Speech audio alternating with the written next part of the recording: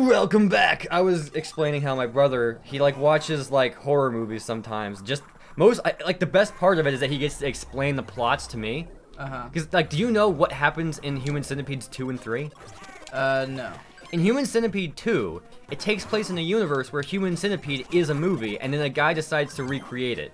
I see. And in Human Centipede 3 is the same thing, where Human Centipedes 1 and 2 are a movie in that universe, and then a guy decides to finally do it for real. It's so... I've never heard of something like that. It's pretty funny.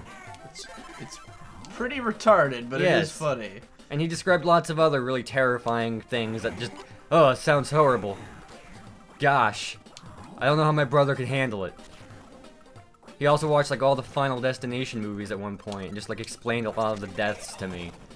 Like I think he started explaining them because like we were in like, you know, the vehicle one time, and like a bottle of water was like kind of near the gas pedal. And he was like, "Oh, that was a Final Destination death. A bottle of water got shoved under like the brake pedal and the guy couldn't stop." Huh. Okay, to get this. In the Final Destination movie, it turns out it's a prequel to the first one. Right. I didn't know that. I don't know how common knowledge this is. I don't know how many people in this viewership know all the Final Destinations. I've never seen any of them, but it's the kind of thing where, like, when I was in middle school, kids would describe to me the deaths in Final Destination in much the way your brother did. Yeah. Like, it's sort of like a... Tradition. Like a pastime, if you will. Yes. Yeah! This is definitely one of the most satisfying rooms in the game so far. I love it when there's a mechanic that you have in the game that like that is super satisfying to use, but you don't really think about it until like there's like you've been using that move and it's been cool, but then suddenly they set up a room where it's just like a whole track for that move and you're like, yes, like this is what I never knew that I always wanted, was to be able to just, you know, have a big open track for this particular move. Yes. It's Yes. very cool. Kirby is a great example when you get the rolling thing. Right. That room looks, even aesthetically, pretty similar to rooms in Kirby games. Yeah. They give you the rolling power up and you're like, oh, this is pretty cool, and then suddenly you're in a level where it's just nothing but rolling. Yes. You're like, yeah, this is all I could have wanted. And I didn't even realize it, because this game people are even smarter than me. And that's not common, apparently. Yeah, if you listen to reviewers, then the people who make stuff just kind of stumble dick first into great design ideas by accident. Yeah. You know, you think you should do a poll to your audience to find out, like, how many of them are fans of reviews and the genre of videos that you do, and how many of them are into anime. Fuck, I am fucked. I want to know what the percentages of your audiences are. It would be interesting, because I do think there could be surprising correlations or lack thereof. Well, yes, I'm sure it's mostly overlap, but I wonder how many people who are exclusively one or the other, or like got into anime more because of you. I wonder like what I'm fucking my... It seems like I can complete the level even without doing all the time challenges, but what am I missing out by failing them? Like, if I were to guess, I'm gonna say it's like 60 to 75%, like people who are more into anime and they aren't like huge fans of reviewers, you know? I don't know. That would... I might be remembering it wrong, but I'm going based off of the mailbag videos, and I feel like a slim majority of the letters you get on that show are people who like talk about how you got them into more anime, or you know, you're a great guidepost person for anime knowledge. Well, that doesn't mean they don't watch. They're not like reviewer fans, though. Yeah. But, you know, there are some people who are like, I've been a big fan of reviews, and you've shown me an all-new style of doing them. I can't believe that one guy who found me by literally searching Gonzo anime reviews. Yeah. Wait, I was like, no fucking way that actually happened. I hope it did. I hope it's a true, completely 100% true story. But it's so unbelievable to me. Because who would search for that? Yeah. But if it did happen, it's a beautiful thing. Oh, you motherfucker. Just the fact that you got a fan through the search engine. Yeah, right? Whoa, yeah! That doesn't happen much. That was actually helpful, me getting hit there.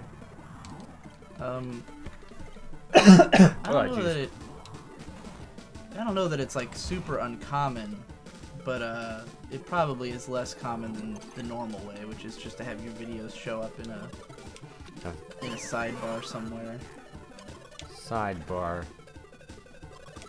Yeah, the YouTube Gosh, stuff. wouldn't that be terrible? A bar that you go to where everything is a side and it's just really confusing to order? That would indeed be the worst nightmare of any self-respecting restaurant goer. Oh god. Okay. This is like a fucking little maze. There's a rock. This is so much more complicated than I expected it to be. No. Wait, are you like close to where you were last time? Yeah, I'm past it, but You did it! go. Oh, God, fuck these fucking shell guys. Fuck out of my way! Oh, You're this down is to not 3 worth it. hearts. Oh, I can't go another way. Okay. No, I don't want the rock.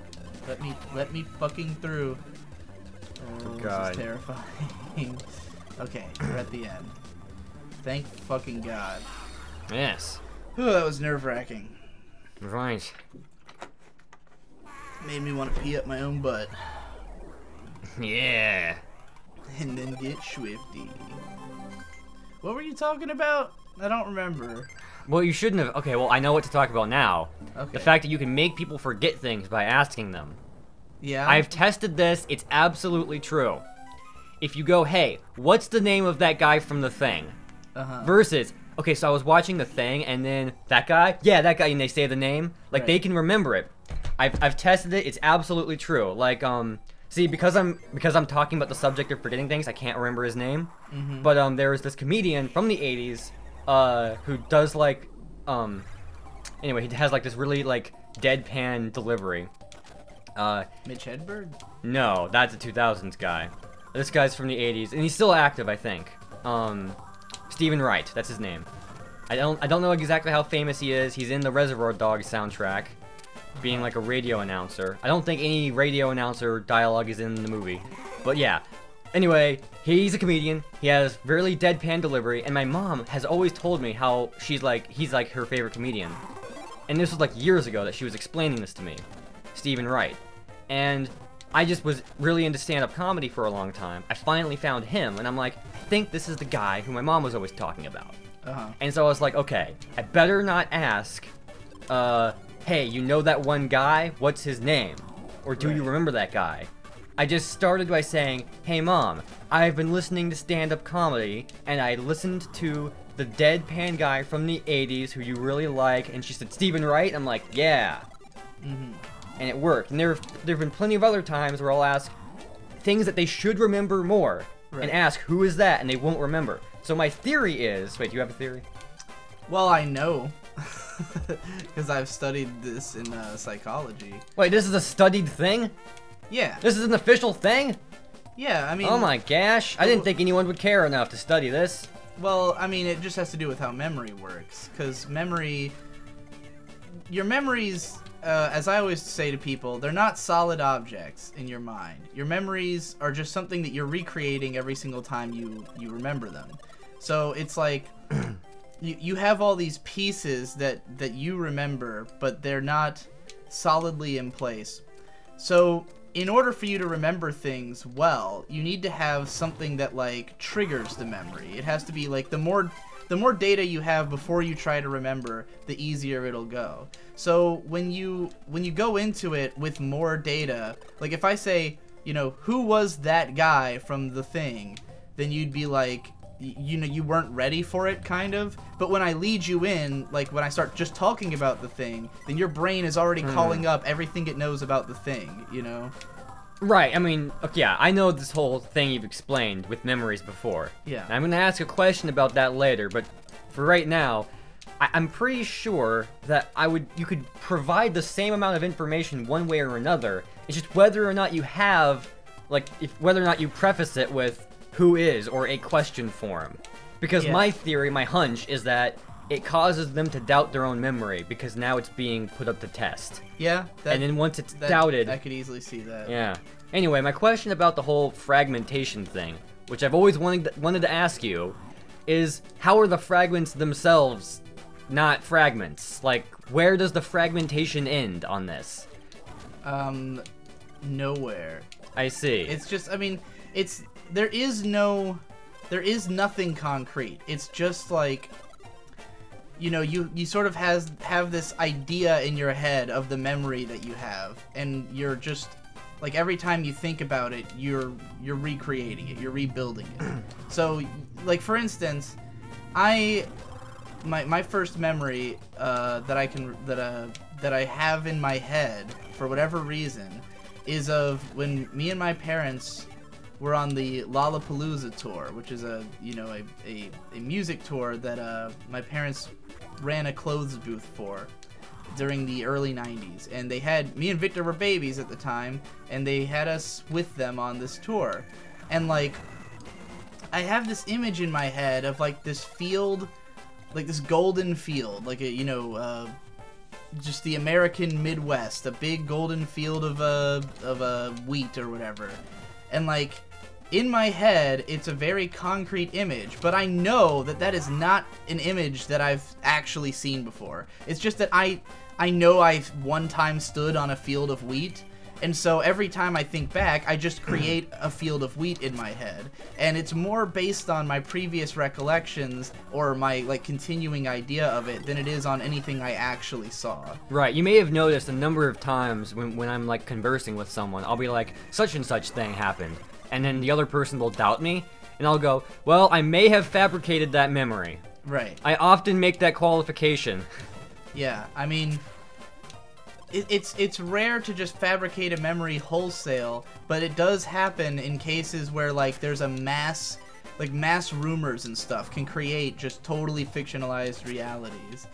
Like when there used to be this weird phenomenon where, and this stopped once he actually died, but there was this phenomenon where everyone seemed to think that Nelson Mandela had died for like 20 years before he was actually dead.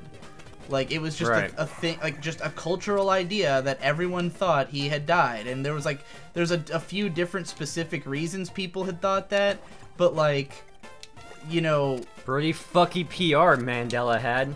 Yeah, just, like, for some reason, just everyone thought that he had died of one of these certain causes when he was totally alive. Yeah, and they were so sure of themselves, too. So now he is dead? Yeah, he is dead. How do you know? How do you know for sure? Because it's the actual information. M. Night Shyamalan should do that. Be like, am I really dead or not? Woo. Yeah. You know, like Abe Vigoda, dude who was like in The Godfather, and Good Burger, more importantly. Super old guy, was reported as dead in the news dozens of times throughout like the 80s and 90s and 2000s even. And someone started a Twitter, Abe Vigoda status. Uh-huh. And every day it was like, alive, alive, alive, alive, alive. And only 30 days later, he finally died for real. Wow. And so they posted dead, and that's the end of the Twitter. That one didn't last very long. That's hilarious. Those like meme Twitters, like Half-Life 3 status. Yeah. If you guys know that one, it's just, no, the Twitter is called, is Half-Life 3 out yet? Yeah. And it's thousands of tweets throughout the last 5 years that say, no, no, no, no. I wonder if I should rank, like, all the, like, entities, whether people or companies, that have lost favor in the eyes of my, like, constituents in the time I've been on the internet, and where Valve would rank on that list. Because they've gone from, they've gone from, like, prodigies to prodigals, if I do say so myself. Is prodigal a bad thing? No, I don't know. I'm just trying to be magazine-y. I get you.